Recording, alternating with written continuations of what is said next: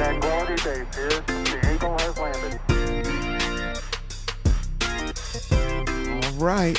Check one, check two. This is it. Welcome to the Cannabis Coffee Hour with your host, me, Rob Cantrell, coming to you live in effect with better stereo sound. Dos, tres, cuatro. And another podcast fully caffeinated, fully weeded up, ready to talk to you.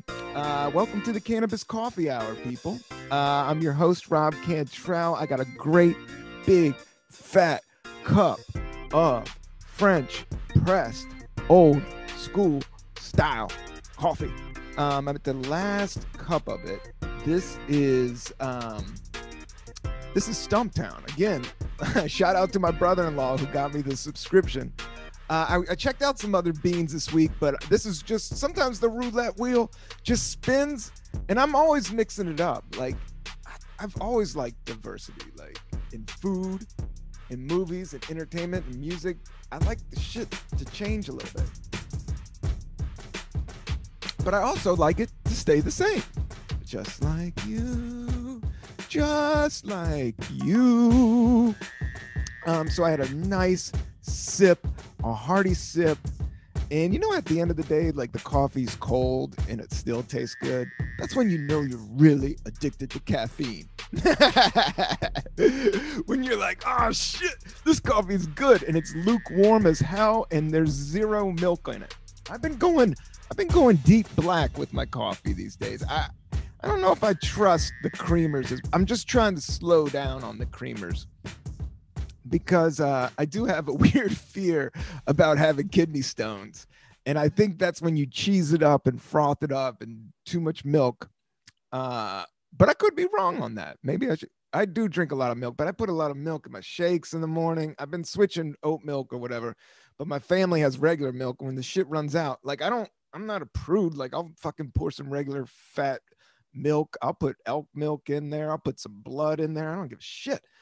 But ideally, I don't like my coffee too milkied out. Like I have douched out at Starbucks before, especially at the coffee shops where they have to pour the milk. I think there's some COVID germ thing where they have to pour the milk. They can't hand you a soggy cardboard box of cow titty milk to you anymore. They have to pour it themselves. Usually, I think there's some type of law that happened.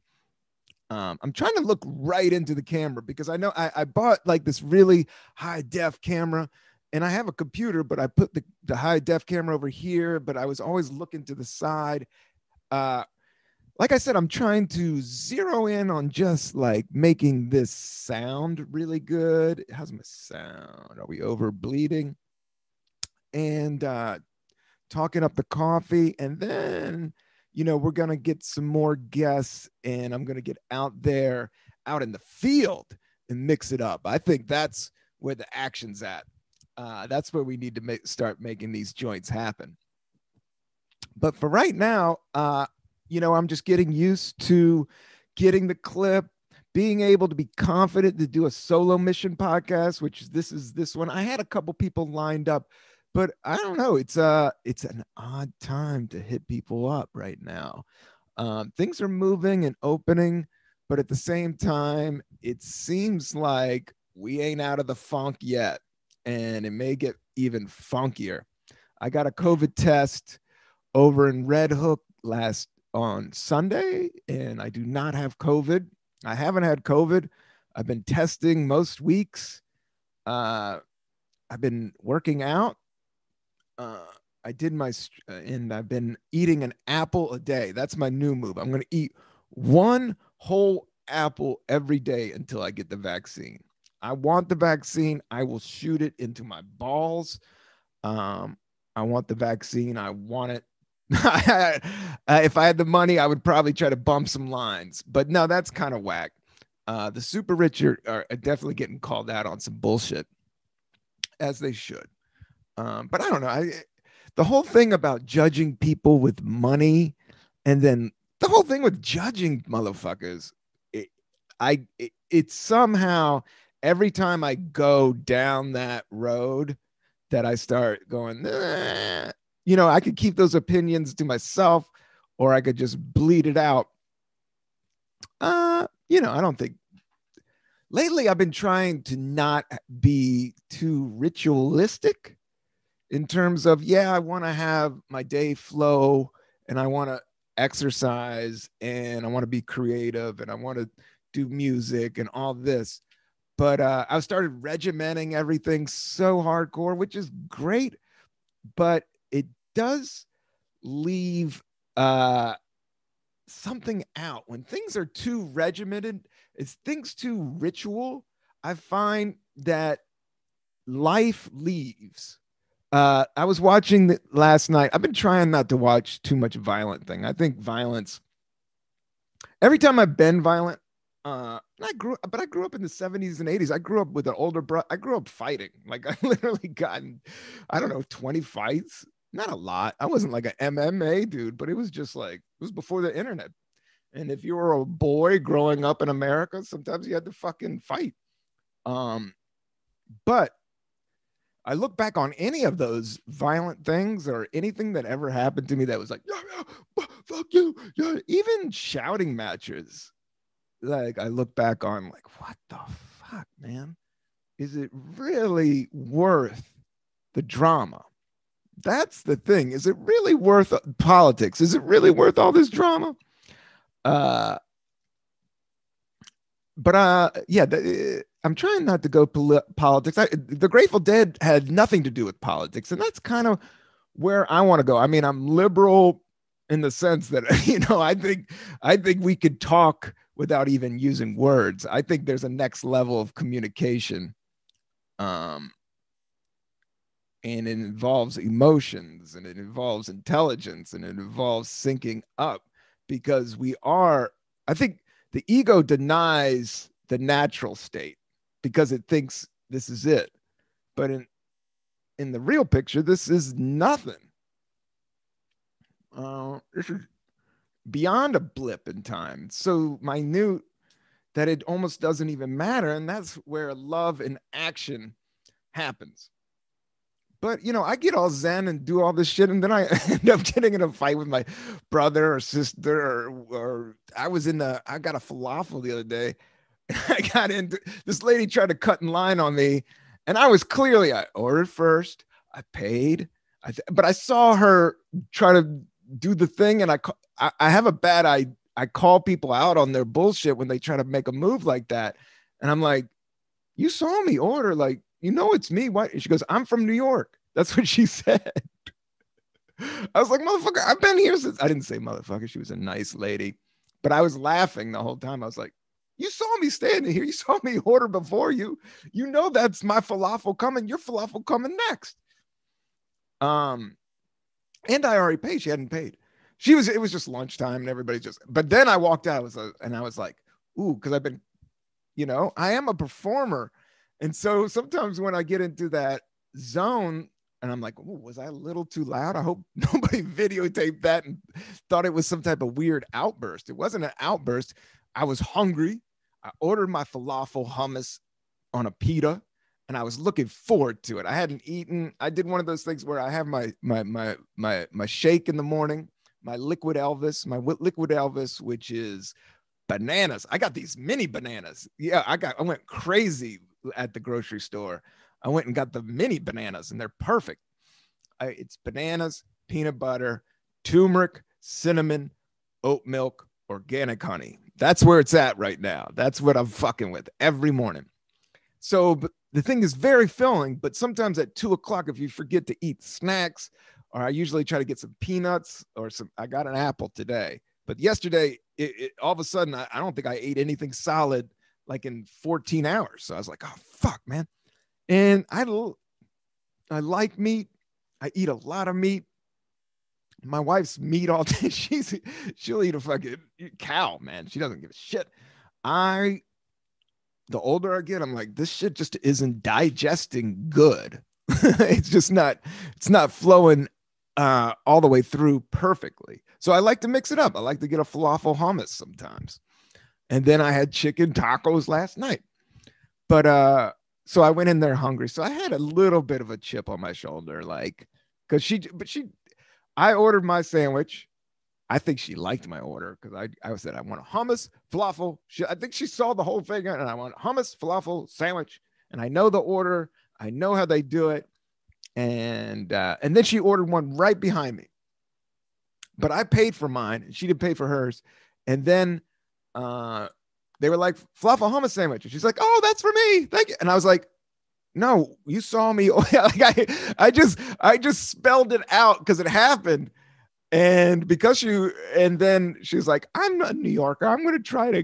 And I was like, okay, that's just not how I roll.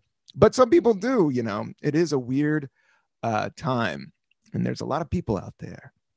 And, but I was laughing the whole time and she was laughing, but everybody has masks and I'm always steamed out. If you see me out in these streets, I am glasses with steam. I haven't figured out how to non-steam them. I don't care. I barely leave the house. So when I do leave the house, I got my rack on, my glasses. I need to throw on my contacts for that shit. That's the power move. But you know, you see me just steamed up, just frothed up. I'm so ready to get rid of these masks, but I might have to double down. My wife said, you got to double down the mask with this new South African fucking variant that is flying around. Some more dodging. But I'm taking hella vitamins and I got my hair cut. I got some new promo shots for some acting gigs. I did some voiceover auditions that went over. I thought they were good. I don't know if I'll get I'm kind of in this weird part where I'm starting to get auditions for stuff that I always thought was cool, but I'm not at the point where I don't know how. That's what's fun about it. You just don't know when something's going to happen. I just know it. Like whether it's this podcast, whether it's this music project, whether it's this stand-up, whether it's some of this acting stuff I got going on. I just always, I think consistency and moving forward and indifference. That's what I was thinking about is indifference, man. That's the next level beyond ego. And I want my back patted and look at me. Is just an indifference and knowing who you are and just going forward and doing it in a sense that's not about ego and money and doing it in a sense that, you know, maybe it's helping some other people out. Today, like I'm sipping on some coffee. I have not had herb. It's well into the afternoon. I have the whole afternoon off. Nobody's bothered me. So all I could do is just edit, write, do all this shit that I love to do. I kind of have a good setup. I like my world where it's all heading. I like to get a little bit better at guitar. I just need to play a little bit more.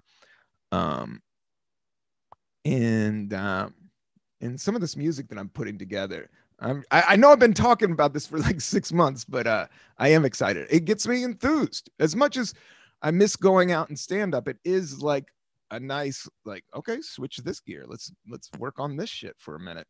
And then I work on some film shit. And then I do some more herb out. No, but that's what I was listening. Last night I watched, was it Enter the Dragon? It was a Bruce Lee. It's the Bruce Lee that's on Netflix right now. And it's trending. I think it's Enter the Dragon, his very first one. And the weird thing is he does like the very first scene is almost an MMA. Like I know they start grappling and then he taps out. So I found that interesting. I didn't know they tapped out in the 70s. I guess that's been going on forever.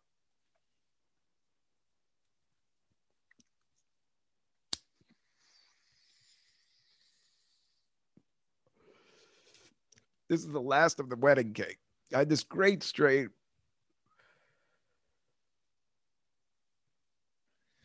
If you heard it from last week, oh man, that's the first one. I don't know what it is about herb. It just fits my groove. As soon as I hit that, I was like, oh, pressure drop. Lots of great pressure drop. There's something about the smell of it. It's just puts me in a good mood. It reminds me of concerts, reminds me of good times, reminds me of seeing Widespread Panic. I went to a lot of Widespread Panic. In terms of jam bands, if we want to start talking music, okay, it comes down to the original Cats are the Grateful Dead. You're really not going to get much better than the Grateful Dead. No, I mean they're all different. Like even Blues Travelers got some cool shit, and Fish has definitely got some sick riffs, and there's a time and a place for it. But Widespread is more on the Allman Brothers meet Pink Floyd tip, but their crowd got kind of weird towards the end, or they're still going, but it's super Southern bourbon drinking, which is fun. When I did drink, I did like a good bourbon buzz. There's a warmness to that one. But the taste was always gnarly, and that shit just ripped up my stomach. Not the bad. Some of you guys drink alcohol and like it. I'm not anti-booze. But I'm just saying some of the Widespread Panic shows, some of my best ones I saw. I did see Widespread Panic in LA, and I was living downtown LA on Western and Melrose. And I just got on Last Comics. I got some TV. I had an agent. Everything was kind of moving. And then I had some college friends that were living in Manhattan Beach. Shout out to those cats. I don't know if they want to be shouted out because I don't know, maybe the government's looking for them or something. But they were awesome. They were just some, old friends from back in the day. And we all linked up and partied. I remember it was all my high school, not all of them, a few of my high school friends and their friends from Manhattan Beach came up, and I walked down to the Wiltern. That was cool. And that's a huge venue, but that was the last time I think I saw Widespread. But then I saw him right when I moved to San Francisco, I think in 99 or 2000 at the Greek Theater in Berkeley, which is an amazing, like that place looks like it should have like outdoor Roman orgies at. Like it's like literally like these columns and these big stairs, and it's the perfect venue for an outdoor concert. I remember eating that. I remember going to that concert and hanging out with a lot of cool people that were friends of friends. I knew a couple people. I just started comedy, so I was kind of going comedy, but then I had like old college and high school friends around the city that I would go out with now and then. But I remember somebody had like these organic strawberries. I remember being high and I got past some fruit, and it was like California. The sun was out. I was like high on super chronic that I had, we never had kind bud on the East Coast in the 90s. I had straight up like Humboldt kind, the type of stuff that I was like, oh man, like today it's normal. But I should just do a history lesson. I don't know. I think I came into pot at a weird time. But I think, I don't think pot is good for people at a young age. I say stay away, let your mind grow till you're 21. And then maybe try some cannabis and see if it works for you. Some people, you're still messing with some crazy neurons, and the brain is powerful. So you have to be a little bit wary of it, especially since it's not regulated as well. But now it is, and I don't know. We all think that everything's going to stay the same. That's what I was thinking about. I think a lot of the confusion of society and government and Republicans, everybody thinks it's still 1986, and it's like, no, motherfucker, we're past 2020. Like, there's literally flying cars about to happen. I don't know, but there are like self-regulated cars that are driving themselves. Tesla, is that it? The electric car. Elon Musk. I don't even know about that world. I'm not a car dude, but I do own a car now. So if you know stand-up gigs, I'm ready to rock and roll. So I got a good American car ready to rock and roll. As soon as I get the shot into the nuts of the vaccine, get my vaccine shot, I am ready to get on stage. Like I think I felt it I mean, I was kind of in the bad at the falafel shop. I should. Sometimes you just got to shut up. That's what I worry about this podcast. Like people just rattle and talk shit. And I could talk some shit. And sometimes you got to talk some shit. But power, indifference, and silence, that's some powerful shit right there, man. You know? But yeah, I was gonna my that was I guess the Greek was a really great widespread concert.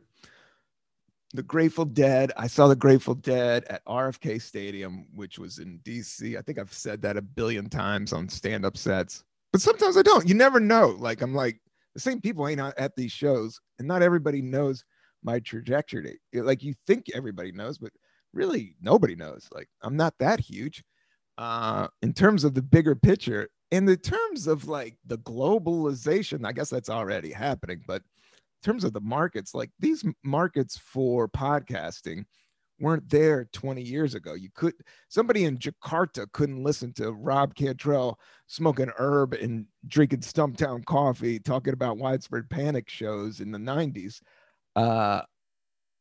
20 years ago. Like that's I don't know if that's good or if that's bad. But I just wanted to go through like a few of my I just wrote down shit like touring. But one of my favorite concerts was when I moved out of DC and I moved to this small town, Buena Vista, Virginia. Buena Vista, Virginia, which is 4 hours down south, southern of DC, almost to Tennessee, which is killing it with the COVID. But I got cousins. There's a billion Cantrells in Tennessee. I got some great shout out to all my cousins if you're listening, and you know I love you. And once this pandemic hits and I get on a TV, we're gonna have a Cantrell reunion down in. It's been too long, man. I really need to go down to Virginia and soak up all the. Oh man, those Trump and Fox News fucked up the South a little bit, but they was always kind of funky, conservative, Southern. It just starts getting really close-minded, and I think that's the thing. And I think I can be close-minded is the other thing, is because I can be so liberal and shit like that. I could be close-minded. But I will say I'm not into the fucking guns, man. Can we give that shit a break? Okay, I understand hunting and you live out in the woods and maybe one firearm for self-protection. But these fucking nerds having 80,000 guns and rocket launchers and fucking, I don't know. But then again, they could probably be saying the same thing about herb, It's odd. No, it's not the same, but I'm just saying, if I didn't know cannabis and I looked at dab videos and stuff like that, there might be an eyebrow raised.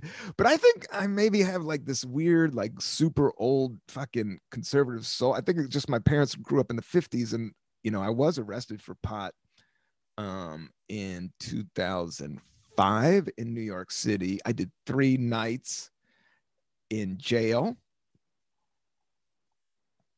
In the Tombs. I've documented this. You can look it up in stand-up clips and stuff like that. And that was just for a joint. So I got shook. I definitely got shook, man.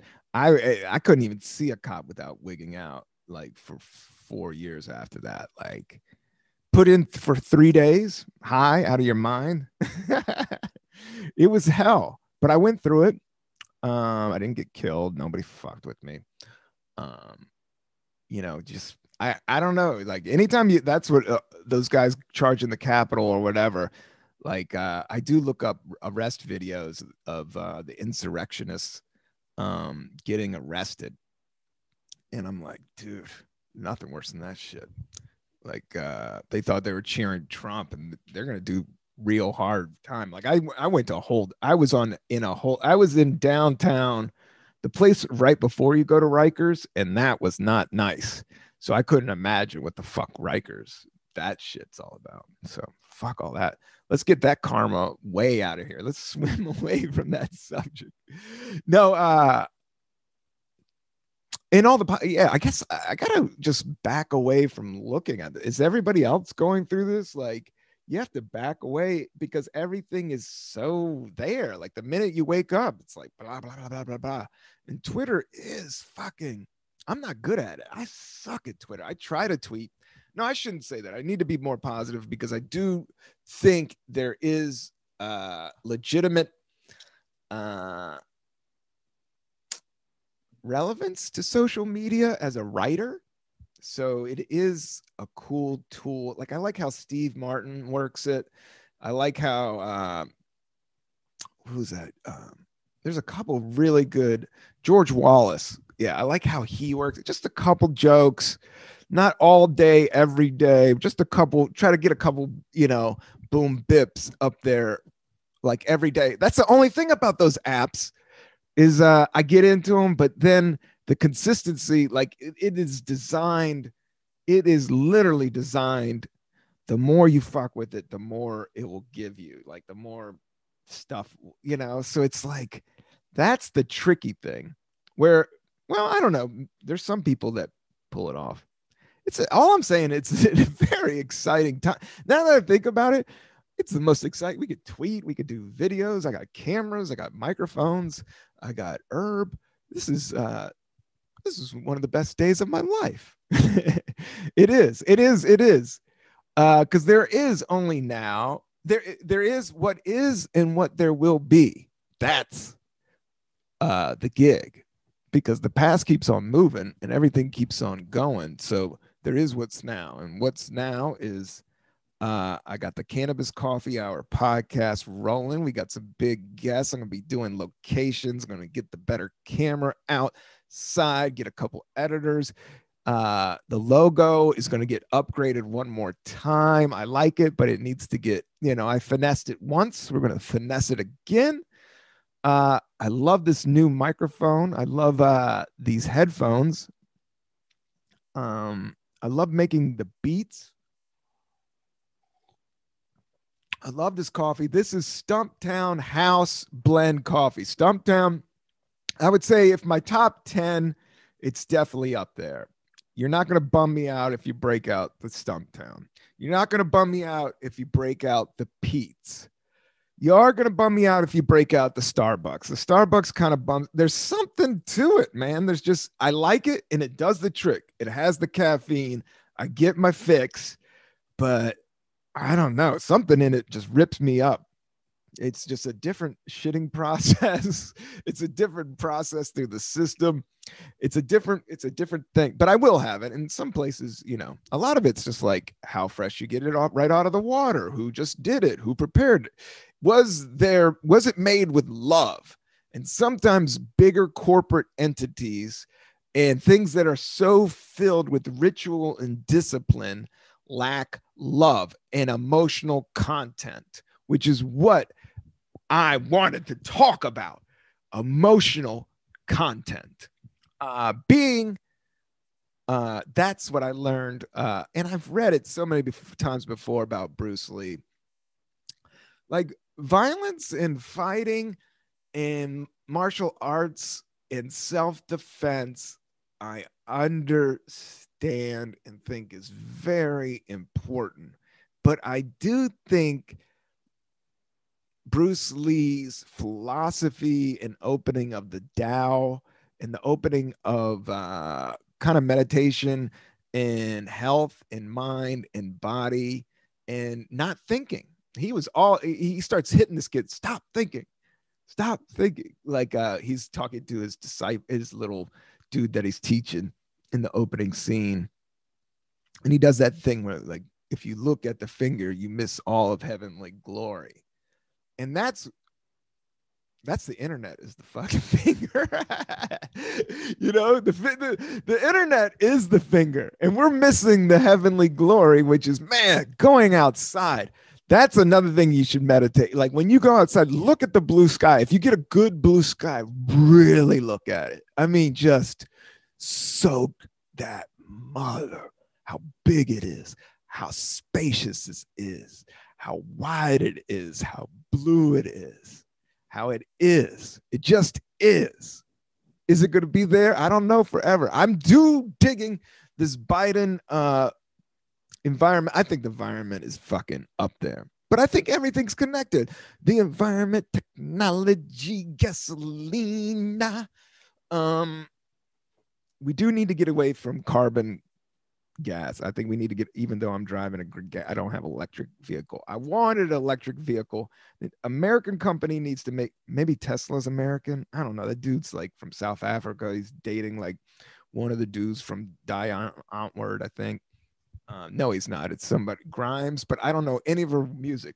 But I do know Die Antwoord, Die Antwoord, and Ninja. I met those guys, that band, Die Antwoord. So their art is crazy, man, but they're really good with it. I saw some. He is controversial. They got an edge to him, man. They got an edge to him. But when I was around them, they were good souls and good people. And I think they definitely press culture buttons. Like there is something to artists pushing, good artists push buttons to make you think and look. But in the business of comedy, I've just been through it all, that I've seen like, I'm going to be the truth sayer. I'm going to tell it like it is. I'm going to give it, bring the pain. Everybody wants to bring, nothing wrong with Chris Rock's Bring the Pain. That's a great special. But I'm saying that will to kill is something that I, took in stand up.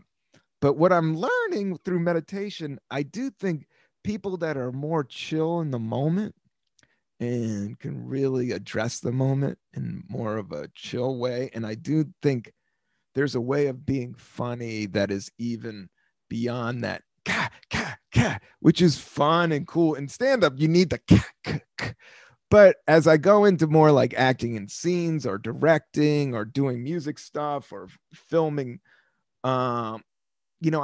different tones and textures fascinate me. So slow comedy, quiet comedy, nuance, I do think is, you could see it like in that girl that did those Trump TikTok videos. And I know a lot of hardcore comedians that were hating on her just because, she got famous through TikTok. But there was a lot of nuances in her.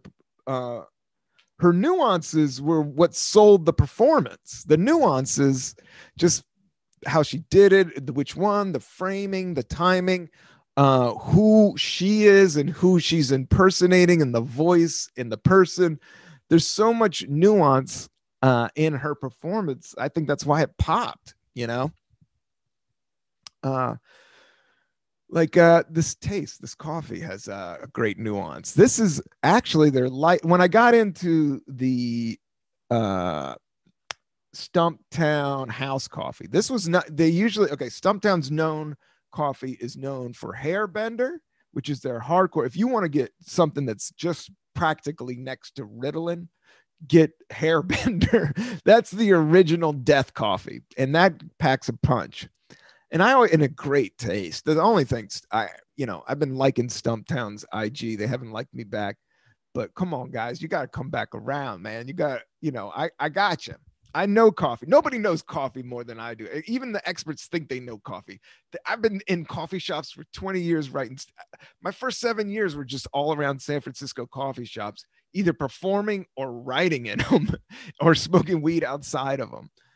And always coffee, always an iced coffee, not always an iced coffee. I mix it up. Sometimes I would go, I've gone through like Folgers phases, like where I was just drinking Folgers all the time. Or even when I lived at Western, Melrose and Western in LA, I went through a 7-Eleven coffee phase. And you know what? McDonald's, man, you can catch McDonald's. They took their whole game up with that Mac Cafe. And I've been screaming about coffee and weed being the new beer and cigarettes. That's pretty much what it is. We need to trace out. That's what I did in my life. And I loved beer and cigarettes. You know me. I love bullshitting. I love hanging out. I love partying and bullshitting. I loved beer and cigarettes. but then it just fucks up your breath. Alcohol gets you in fights and falling down stairs, and it's not good for your gut or your mind. So when I started stand up, there was a good 1 year right before when I saved up all this money. Like I had a job in DC and I had an apartment in a cool part of town with two couple good friends from college. I was in sales. I was doing decent. I just hated it. And I wanted to do comedy and I wanted to travel. And that's when I moved back to my mom's house, but I had a decent job, but I just stayed in a room literally for like a year. And all I did was watch, I remember I had these videotapes. I didn't even have cable in this room. And I just had the Larry Sanders Show. My sister's husband had this box of Larry Sanders, and I always loved the Larry Sanders. Gary Shandling is one of the best comedians, artists to come, especially in television. The Gary Shandling Show or the Larry Sanders Show. The Larry Sanders Show was maybe, in my opinion, there's not many TV shows that I've gotten into or enjoyed or were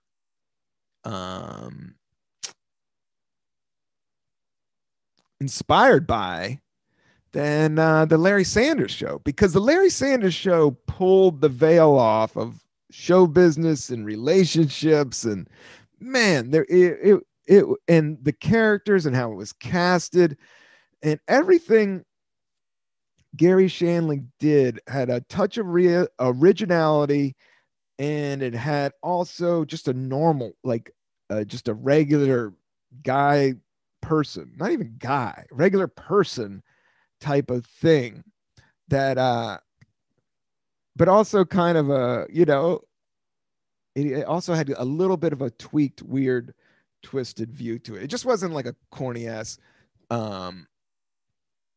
sitcom, not that I think Seinfeld's amazing and the writing's amazing. It's an amazing sitcom, but I do think the Gary Shandling Show might be artistically, just because there was man, I don't know, Seinfeld. It's hard to judge that because Seinfeld is so good. But I just found the Larry Sanders Show a little bit cooler. I guess put it that way. And I like cool shit. But I also like funny shit. Whereas Seinfeld was hardcore funny, almost Shakespearean in its writing. And it's, man, some of those episodes just flew. And the characters, Kramer, when he wasn't saying the N-word, was just awesome. Like, it was just casted great. Elaine was great. They were all great. But it didn't give me the same, I don't know. There was something just a little bit cooler about the Gary Shandling Show, just because it kind of pulled away the veil of show business. But I guess, I don't know, it kind of did it, just how it was filmed and it wasn't a sitcom, kind of gave it more of a realistic tone that I enjoyed. Let's try a little bit more of this wedding cake.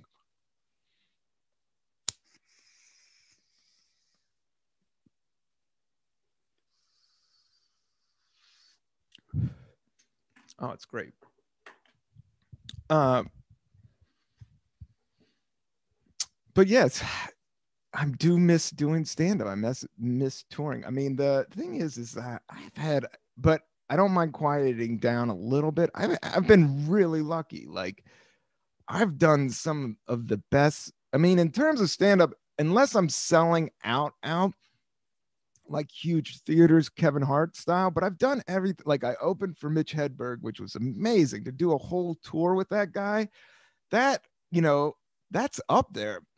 And then to do stand-up, I mean, I did tours with Rich Voss and all those guys from Last Comic Standing, touring with Ralphie May, doing his tour bus with Ralphie May, doing theaters in Michigan. That was fun, man. Ralphie, that is one of my dear, dear friends. And then right after Last Comic Standing, it's coming out now, but I toured with Jay Moore and Bert Kreischer as the opening act. It was me, Bert, and Jay for a good year. And I didn't get along with Jay. And I'll let it be known on another podcast. I put out invite to Bert Kreischer. I hope to have him on soon. But I don't know. It's just old fucking war stories. But right after that tour, I got to tour with Hedberg. But I got to say, touring with Bert is awesome. Bert Kreischer is an amazing comedian. And I follow him on Instagram, but he is kind of like he's just a dude. I mean, he's so unapologetically just frat guy that it's honest. He is that dude. I've hung out with him. He really is that dude. He's a great dude to eat wings with and hang out with. And good at, his comedy is his comedy. And it's good, and he's a great stand-up, and he loves it. He has a passion. He has emotional content. That's what I was going to talk about. Emotional content. Bruce Lee. Like, you want to do the motion, and you want to be quiet, but you also want to be filled. That's kind of, instead of, that regiment thing is a little bit like, it starts to get to the angles, or whereas you flow state, and then when the thing happens, you just give it the emotion. I don't know if that makes any sense, but that's what I picked up the other night. And also I wanted to talk about how I just missed touring, and I got to tour with a wide variety. Like I talked about with Craig Robinson, I toured with him, and then I toured with Hedberg. And then I toured with the Marijuana Logs. The Marijuana Logs play. I got to have Arch Barker on here or Doug Benson. I haven't even reached out to I talked to Arj a little bit. He doesn't smoke pot, but I'll get him on here. And Doug, I've been shying away because he's taking care of his own stuff over there. But I definitely want to circle back with Doug one day and get him on the podcast and link up, because those tours were so great. I got to tour all of like Humboldt and all the stuff with Tony Kameen. I don't know if you guys know, but Tony Kameen is one of the funniest motherfuckers on the planet. In a very cool, sly undertone way.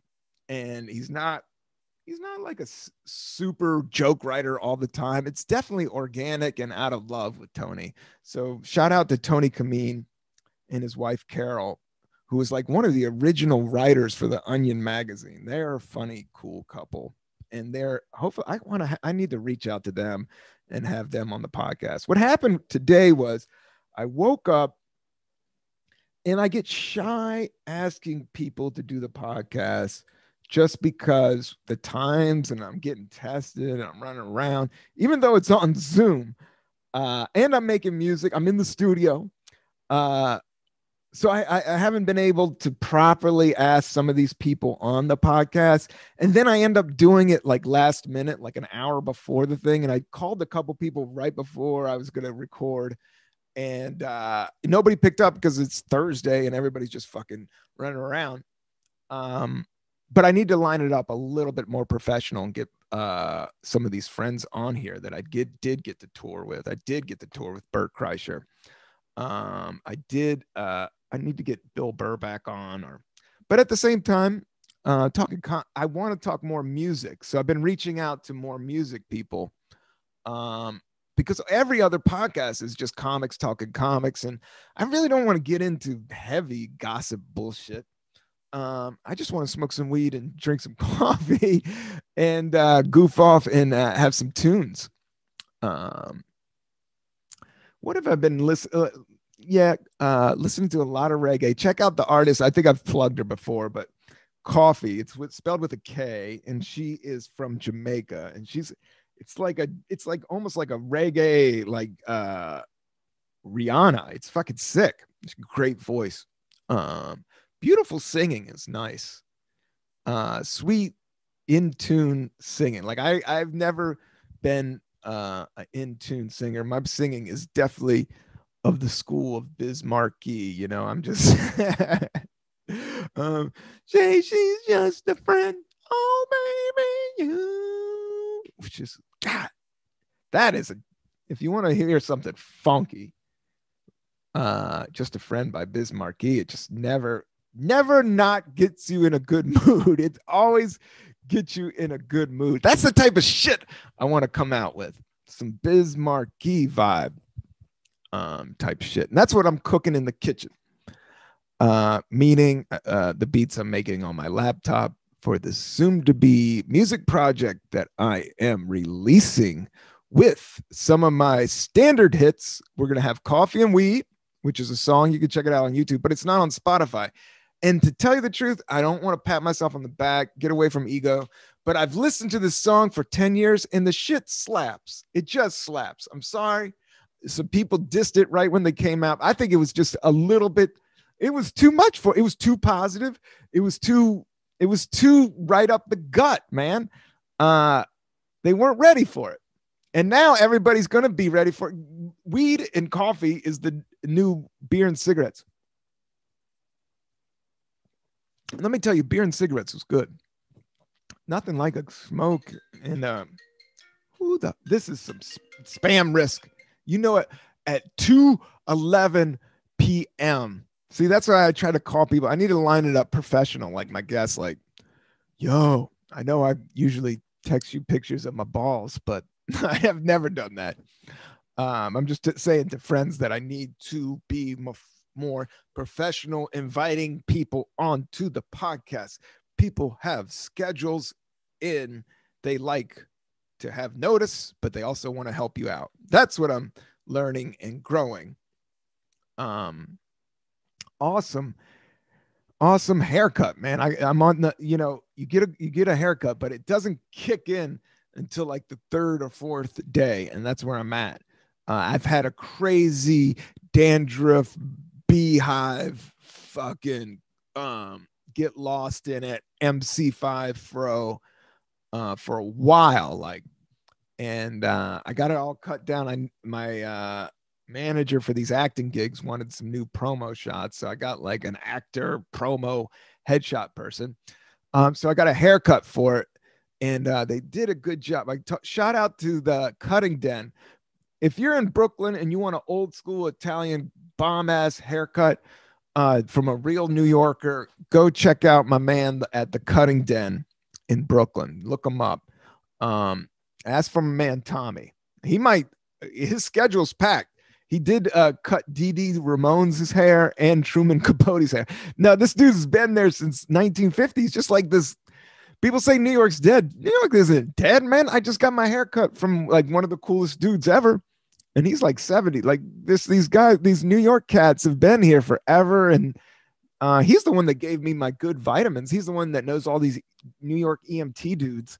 And he was like, you got to get the COC10 vitamin. Check that out. That's for your heart. Your heart's your most important muscle in your body. COC10. Check it out. I think it's like fish oil. It's like high-end fish oil.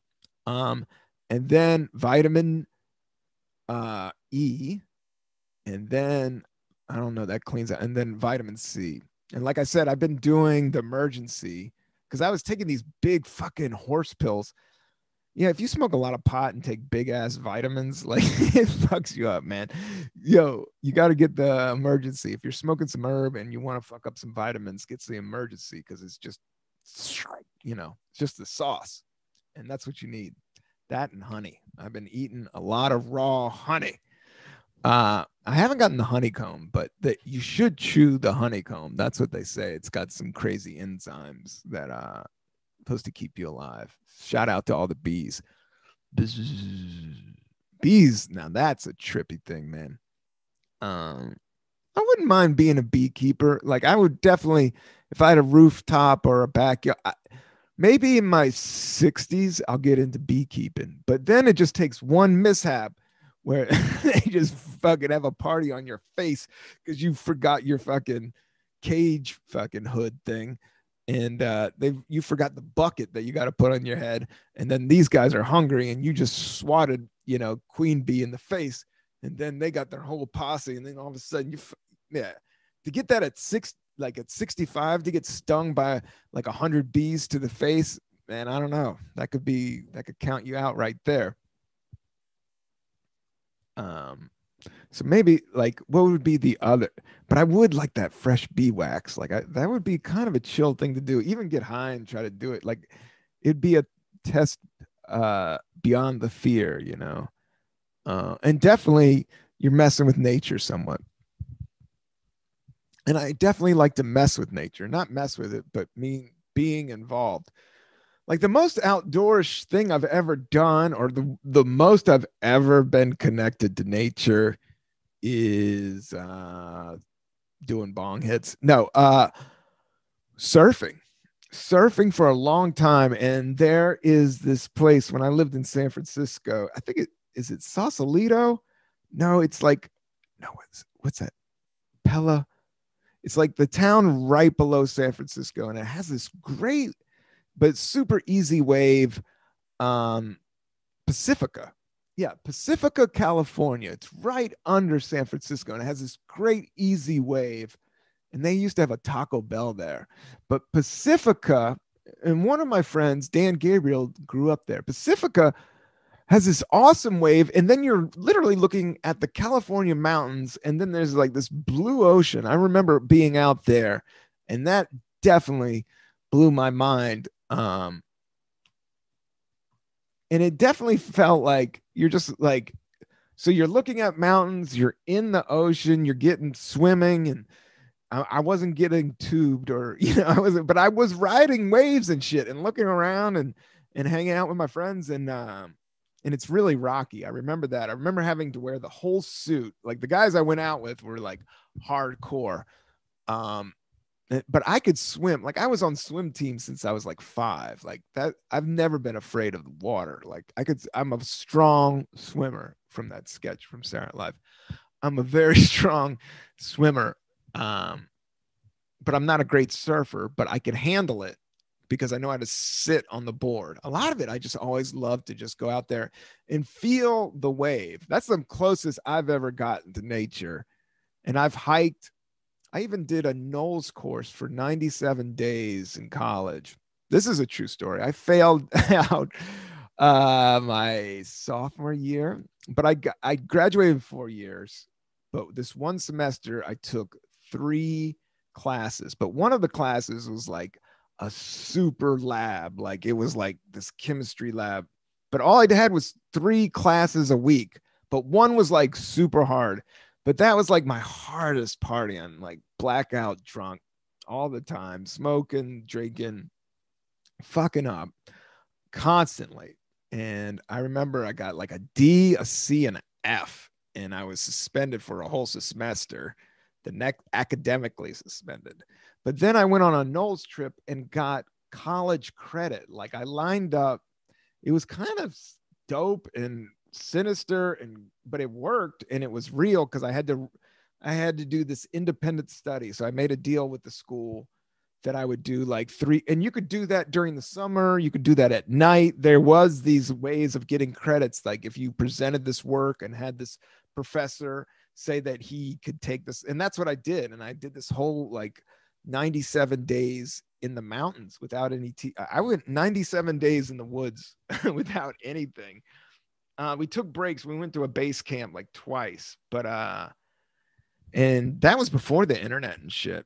And it's really easy to get back to nature once you start doing it. It's a practice. I think it's going to be more and more like places where you don't have a cell phone, you're not constantly connected, but kind of safe and cool if you know what to do, which is what you learned on those courses. So it's 97 days. I went out to the wild of Wyoming and Colorado.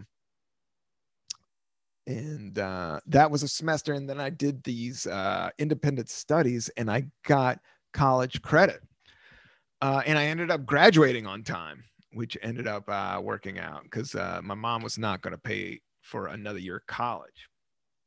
So I did it in 4 years. I was done. And then I went out and got a sales job and worked for like 3 years hardcore. And then I quit my job and I did 6 months traveling out throughout Southeast Asia. And then I landed in San Francisco in 1999 and did my first open mic at this place called the Luggage Store right on Fulton Street. No, it wasn't Fulton Street. It was Market Street. And that's like this Main Street, like downtown area. And that's where the Warfield. That's a great venue. I saw the Cult at the Warfield, this return with Joe Bartnick. I remember that. And then my buddy, who I got a job working at the Warfield because I was working at the Punchline, and they needed extra security. So the dudes at the Punchline were asking around if anybody needed some extra hours to work security at a Slayer concert. And he said, dude, my buddy worked a fucking security at a Slayer show at the Warfield in 2002. I mean, pure meth.